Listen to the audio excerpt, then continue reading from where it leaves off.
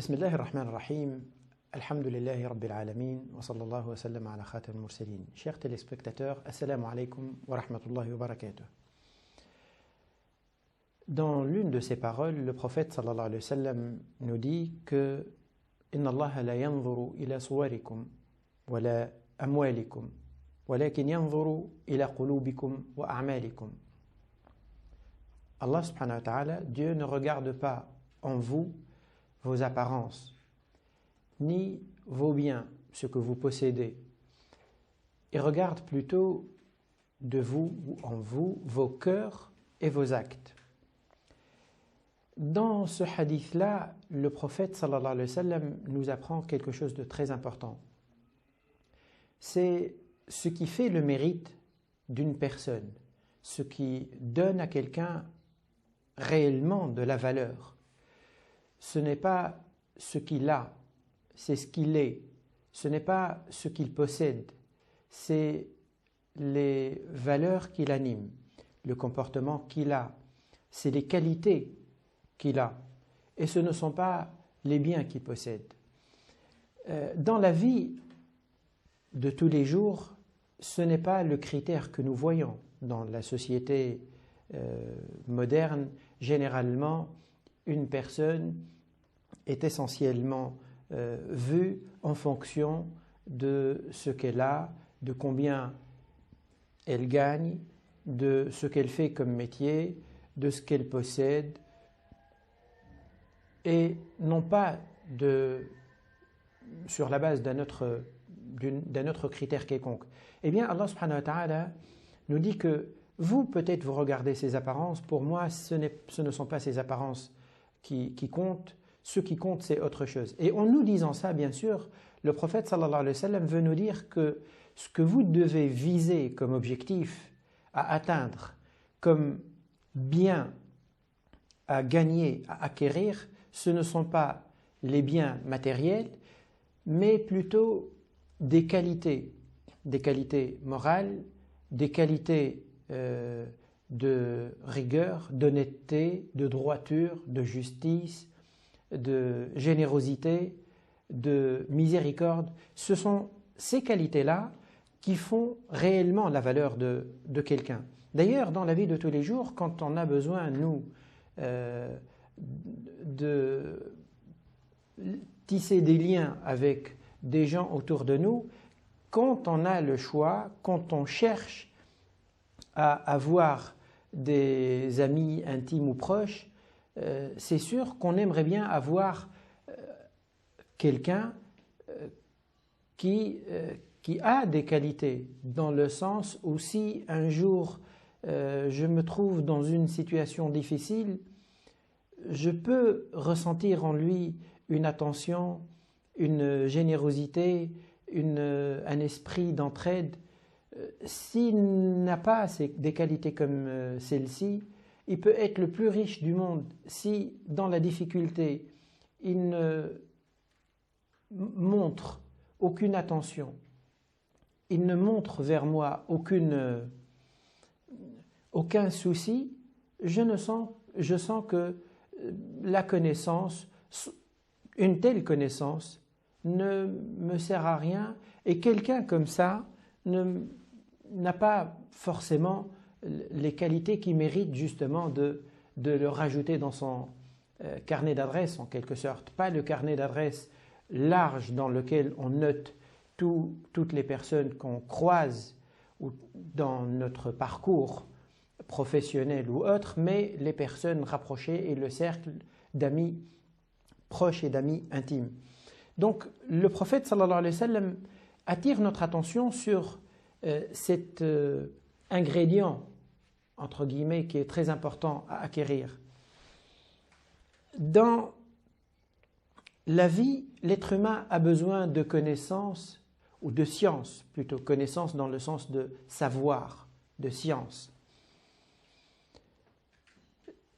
Pour améliorer les conditions de la vie, l'humanité, elle fait appel à une quantité importante de savoir, de science, de technologie, etc. mais l'humanité, elle a besoin également, et elle a même plus besoin que de la science, elle a besoin de ses qualités éthiques et morales. Pourquoi?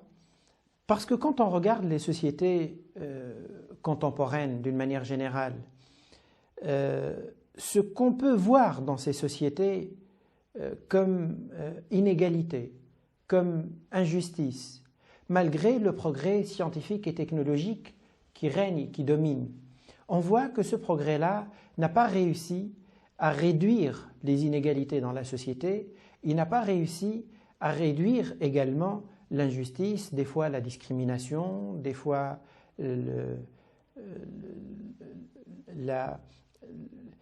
toute forme d'injustice. Le savoir à lui seul ne suffit pas, ne permet pas de combattre ces torts qui font souffrir l'être humain ou une partie de nos sociétés. Quand on vit dans une société, il ne faut pas juste se contenter de se dire « Alhamdulillah, pour moi, j'ai ce qu'il me faut, j'ai un travail correct, j'ai une situation correcte ». Ça ne suffit pas de se dire « Alhamdulillah, pour moi ça va, pour les miens ça va, pour les proches qui m'entourent, les conditions d'une manière générale, elles sont convenables ». Il faut aussi être conscient que de l'ensemble de la société. Et le prophète sallallahu alayhi wa sallam d'ailleurs utilise une très belle image pour nous dire que le musulman, il ne peut pas vivre dans une société avec un esprit fermé. Il nous dit que les gens qui vivent dans une société ressemblent à des gens qui vivent qui montent sur un bateau.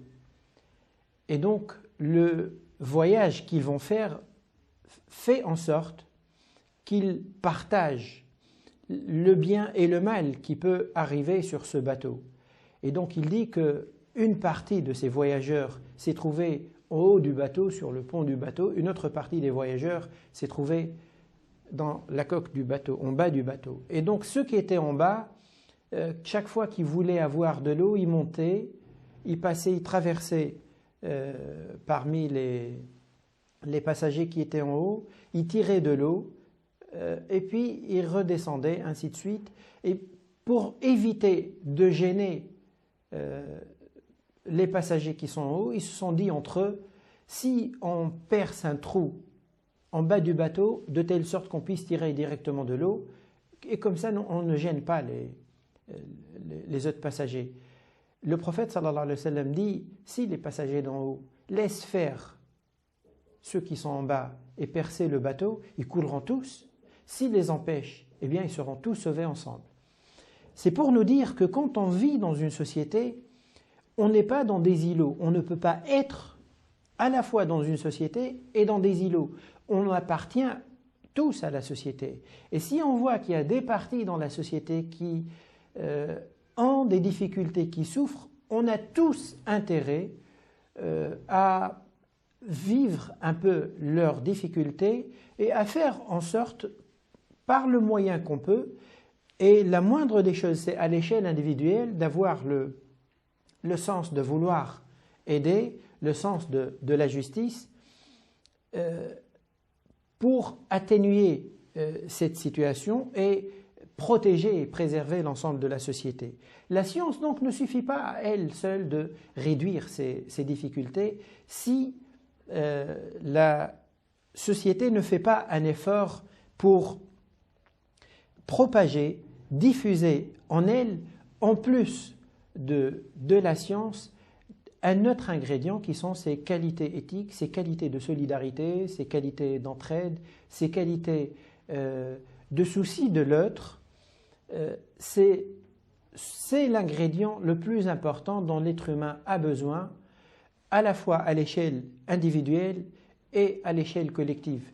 Et c'est la raison pour laquelle le prophète sallallahu alayhi wa sallam a dit un jour une parole dans laquelle il présente d'une manière synthétique son message. C'est comme s'il résume son message à cet ingrédient-là. Il dit que ma mission, l'objectif pour lequel Dieu m'a envoyé, c'est de parachever les bonnes qualités. إنما بعثت لأتمم مكارم الأخلاق. Dieu ne m'a envoyé que pour parachever les bonnes qualités, les qualités morales, ces qualités fondamentales que nous avons tous en nous, que nous reconnaissons tous par notre fitra, par notre prime nature. Au fond de chacun d'entre nous, il y a un sens inné, un sens moral inné qui nous fait distinguer le bien du mal d'une manière générale. Les grandes lignes du bien et du mal sont perceptibles et connues par chacun d'entre nous. Donc le prophète sallallahu alayhi wa sallam disait que sa mission est de rappeler ces qualités et de les renforcer. Parce que justement, une vie sociale, elle ne peut être solidement fondée que sur des bases morales solides. Et l'individu également, il ne peut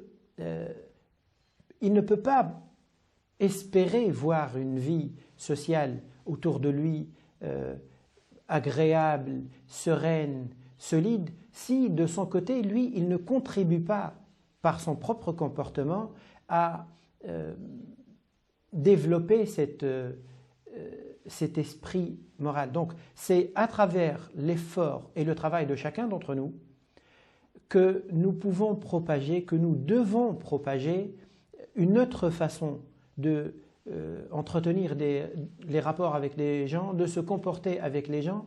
C'est vrai que ça peut paraître quelque chose de très à l'écart, un peu de très étrange dans la société moderne, malheureusement, mais c'est un ingrédient fondamental. Il y a quelques années de cela, déjà, on parlait dans les médias de la nécessité de la moralisation de la vie politique. C'est qu'on se rend compte malgré tout que cet ingrédient est fondamental, aussi bien dans les relations entre les individus que dans le fonctionnement des institutions, et que l'efficacité seule et que l'esprit scientifique seul, il peut proposer lui des moyens techniques efficaces, mais il ne peut pas donner une âme à l'organisation ni d'une entreprise, ni d'une société, ni d'une famille, et il ne peut pas donner un sens aux relations entre les gens et un goût à la relation entre les gens et une dimension qui rend la relation plus agréable, plus humaine, plus douce, plus généreuse, plus attentive, plus solidaire. Et c'est ce que le prophète sallallahu alayhi wa sallam veut renforcer et consolider en nous, ou en tout cas nous rappeler de nous fixer ceci comme objectif lorsqu'il nous dit que Allah subhanahu wa ta'ala ne regarde pas en nous nos apparences ni nos biens, mais il regarde plutôt en nous nos cœurs et nos actions, nos cœurs et l'effort que nous faisons pour aller dans le sens d'acquérir ces valeurs morales, de se rapprocher de plus en plus d'Allah subhanahu wa ta'ala. C'est ça qui fait vraiment la valeur de quelqu'un, et c'est ça qui fait la différence entre les individus et entre les sociétés. Et réellement, quand vous vous trouvez dans une société qui est riche, mais où chacun pense à lui, chacun agit pour soi, elle est riche, elle a des moyens. Si vous vous trouvez parallèlement dans une autre société où vous sentez que les moyens sont limités, mais les gens ils sont plus conviviaux les uns avec les autres, plus ouverts les uns vers les autres, ils s'entraident plus facilement et ils sont moins complexés, moins compliqués dans les relations, c'est toujours plus agréable de se trouver dans un contexte social comme celui-là. Et en tout cas, c'est le cadre social que Allah subhanahu wa ta'ala veut et nous appelle à travailler, œuvrer pour le former autour de nous. As'allah an yurina al-huda hudan wa yarzuqna ittiba'ah. Wassalamu alaykum wa rahmatullahi wa barakatuh.